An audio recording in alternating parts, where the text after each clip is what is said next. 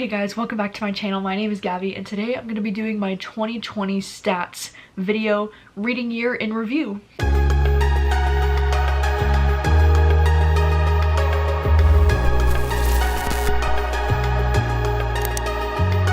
And in this video, I'm not going to be showing you every single book that I read in the entire year of 2020. I do have another video planned that's going to be tier ranking every single book that I read this year that should be coming out very soon.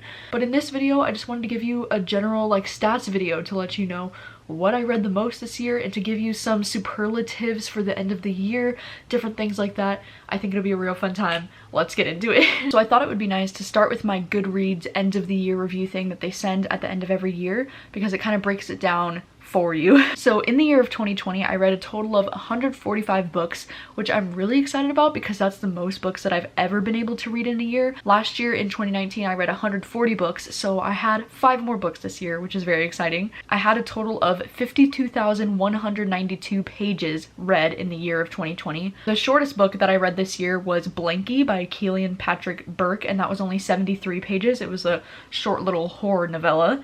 And then the longest book that I read this year was 11/22/63 by Stephen King, and this one was 849 pages. But the average book length of book pages that I read in the year of 2020 was 359 pages. So I feel like that's pretty decent actually. The most popular book that I read this year was Little Women by Louisa May Alcott because this book has been read by 2.6 million other people. And a little fun fact, this was actually the oldest published book that I read this year because this book was originally published in 1868.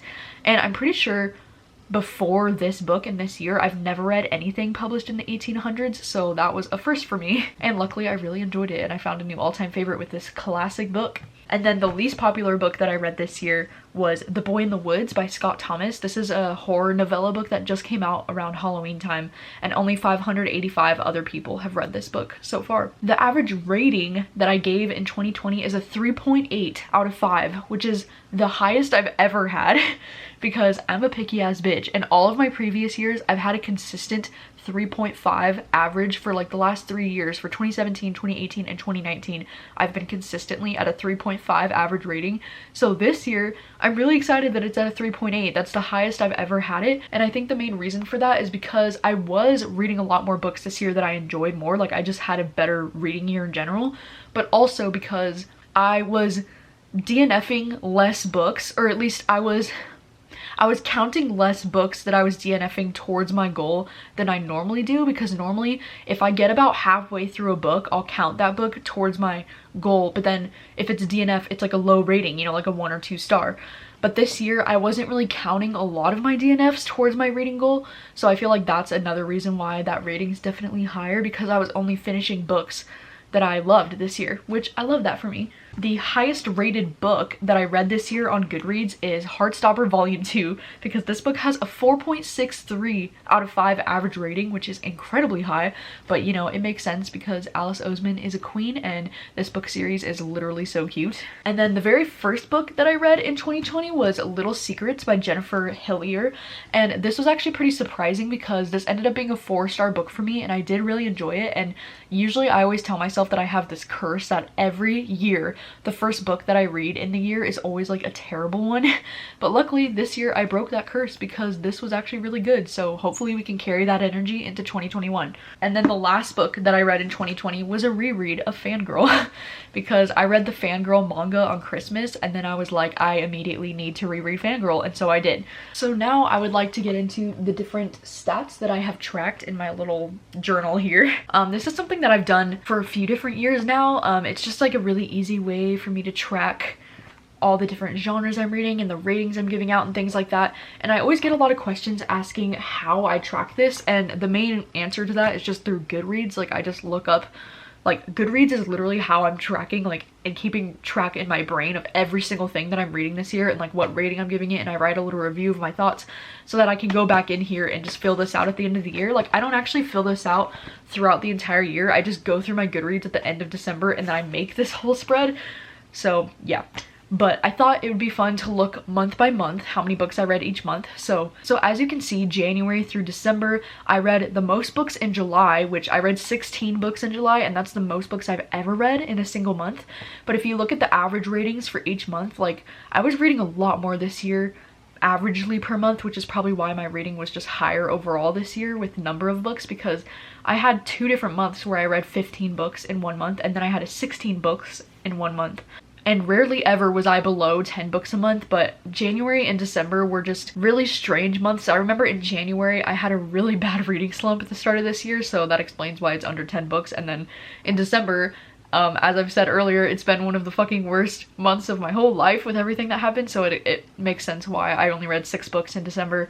But overall, I did have a really great reading year. I was able to read a lot this year, at least a lot more than I normally do. It's actually kind of interesting though, because December always is usually a low reading month for me, because usually in December I am more focused on making a lot of YouTube videos and filming all of my end of the year videos. So December usually is a pretty low reading month for me averagely.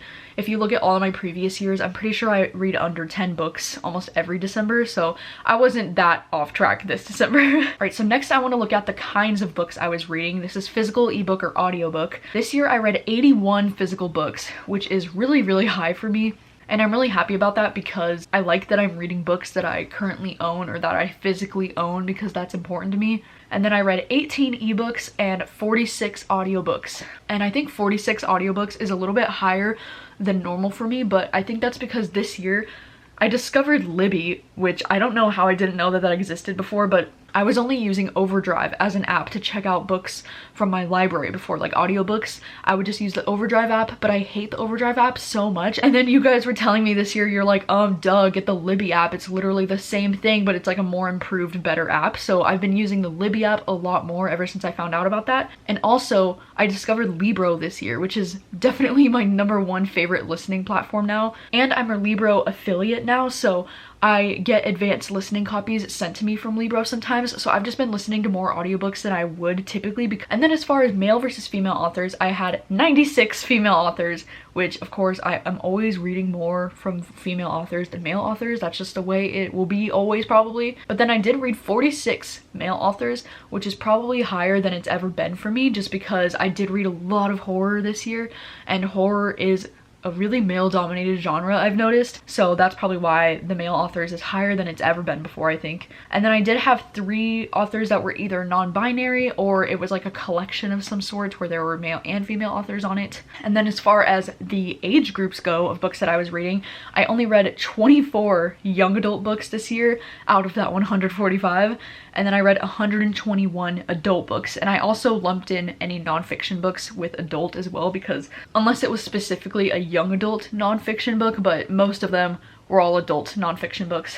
And so, I mean, that's not totally surprising to me right there. Like 121 out of the 145 I read were all adult books, because as I said, I'm not super interested in reading young adult anymore. Like, I don't know what it is, if I just like am not connecting with the characters as much, or I'm just finding some of them to be pretty cringy, so I tend to gravitate towards adult novels these days. And then next up we have what year it was published in, and this is something I like to keep track of just to see if I am reading mostly new releases. I really do love reading new releases. I get excited about the newest books that are coming out, so of course I do tend to gravitate towards mostly new releases, and you can definitely see that here, because I read 88 books that came out in the year of 2020. I read 16 books that published in 2019, so still pretty new books there. And then anything before 2019, I read 39 books, and then I did read 2 books that are coming out in 2021. And then I like to track if I'm reading new authors or if I'm reading authors that I've read from before. This year I read 76 new authors, and I read 69 authors that I've read from before.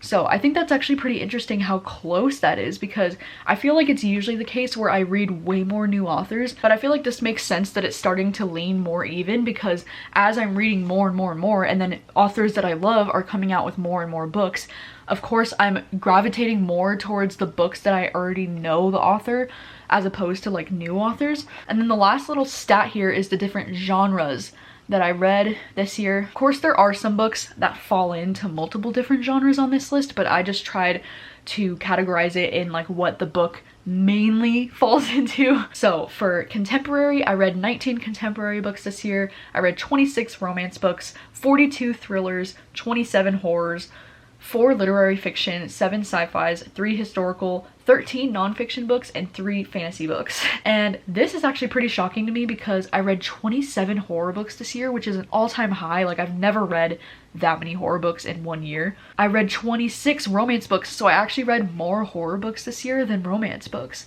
which I think is very shocking and very different for me. You know, like, that is something that has never happened before for me or on this channel or anything like that, so I think that's really cool. I also had thrillers and mysteries are my highest read genre this year with 42. Yeah, nothing else is too surprising on this list because, again, I don't read a whole lot of sci-fi or fantasy or historical fiction, so it makes sense to me that those numbers are pretty low. But I think horror is definitely the biggest change for me in 2020. I've never read that much horror in my life. Hello, this is editing me here, and I just realized I didn't even talk about my ratings for the whole year, which is kind of important. I had 52 5-star books, 43 4-star books, 26 3-star books, 19 2-star books, and 4 1-star books. I didn't realize I had so many 5-star books this year, and that definitely explains why my average rating was a little bit higher than normal. I also wanted to show you every single book of the month book that I read in the year of 2020 because I've been working with book of the month for almost the entirety of 2020, and I did manage to read quite a big stack.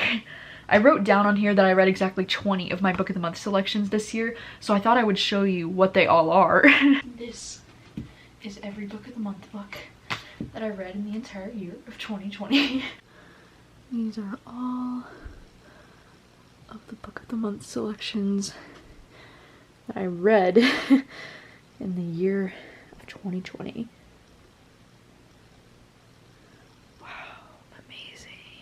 I also thought it might be kind of cool to show you every single Stephen King book that I read this year because something that I kind of started on my channel this year and kind of like the end of last year is reading a Stephen King book, not like once a month, but just every now and then, and doing a reading vlog dedicated to that book specifically. Until last year, I started with Pet Sematary in October and then I read Misery in November, but then those were the only 2 that I read last year, and so this year I kind of made it a goal for myself to read a lot more, and I definitely did that because this is the stack of all of the Stephen King that I read this year. So we've got Salem's Lot, we have 11/22/63, we have Dr. Sleep, and Mr. Mercedes. This one was a DNF, but I'm still counting it, I don't care. And then we have Night Shift, 1922, The Long Walk, and The Institute. So I do have reading vlogs for all of these except for Mr. Mercedes because I did end up DNFing this one, so I don't have a reading vlog for it. And then also I don't have a reading vlog for 1922 because this one's a short story, but I did read this for my Summerween reading vlog, so it is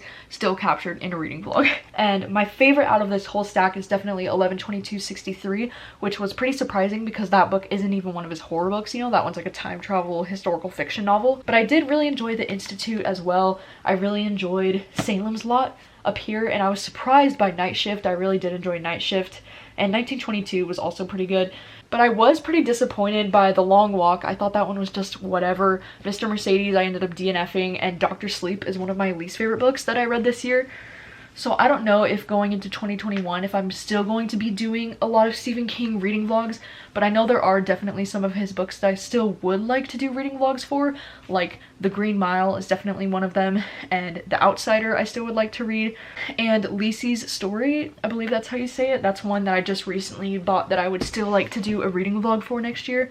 So if there's any specific Stephen King books that you would like me to prioritize in the year of 2021, then let me know. But yeah, all the links for the Stephen King vlogs that I did this year will be down below. And I don't think I really started any new like video series necessarily, but I did start doing videos that are like reading 3 new horror books, reading 3 new thriller books, reading 3 new romance novels, and I had a lot of fun doing those style of reading vlogs. I think one of my favorite reading vlogs that I made this year was my reading your horror recommendations video that I did in October. I thought that was so much fun, and I would really like to do something like that again, maybe with like thrillers or romance in the future, or maybe just make that like an annual October video of like reading your horror recommendations. I don't really know, but I had a lot of fun with that video. Also, out of all my Stephen King reading vlogs that I did this year, I think my favorite was the Salem's Lot reading vlog that I did, just because I really like the way that that video was edited together, and I just think it's a really fun vlog. Some videos that I continued to do on my channel this year that I've done in the past is like a book for every song on a specific Taylor Swift album. I'm pretty sure I did 1989 this year, Reputation, Speak Now, and Folklore. And then of course, you know, everybody's asking for Evermore, which I know I will do Evermore. It's probably not going to come until January, maybe mid-January, but I am planning on doing one for Evermore. And those videos are always so much fun. Like, I love finding books for Taylor Swift songs. I think it's a really fun concept. So I'm really happy that I was able to continue doing those this year. I also hosted a really fun thriller recommendations live show on my channel in May this year, and it was really fun to have so many different booktubers who I admire so much on my channel all at the same time.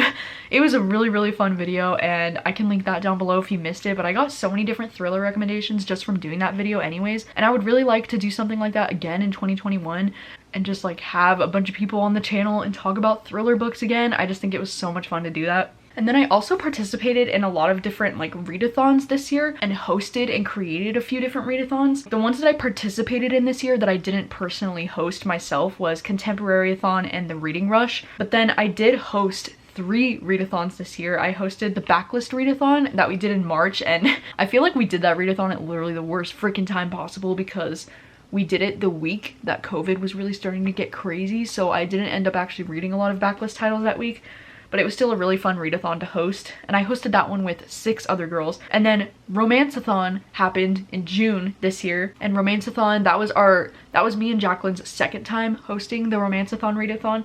And then Summerween is a readathon that me and Olivia created that we did in August, and I feel like that is just like the most fun readathon for me because I love reading thrillers and horrors and having any excuse to celebrate Halloween in the summer. And so I'm really excited to be bringing that back in 2021 and doing Winterween this upcoming January, and then hopefully we'll be able to do another round of Summerween next summer. All of the videos that I mentioned will be linked down below, of course, and I'm really looking forward to 2021. I can't wait to have a fresh start. I can't wait for Winterween to start in January, and I can't wait for the booktube book club. I think it's going to be so much fun to have a thriller book club and just get to chat and hang out about different thrillers that I'm reading. And as I said, I do have another video coming up pretty soon that's tier ranking every single book that I read this year, so that should be going up on January 3rd, I'm pretty sure. So you can look forward to that. And yeah, thank you guys so much for watching as always. Please let me know, how many books did you read in the year of 2020? What were your stats looking like? Like, how many 5 stars did you read this year? Were you happy with your reading year this year? And what are some of your goals for 2021? Please let me know. Thank you so much for watching, and I will see you very soon with a new video. Bye.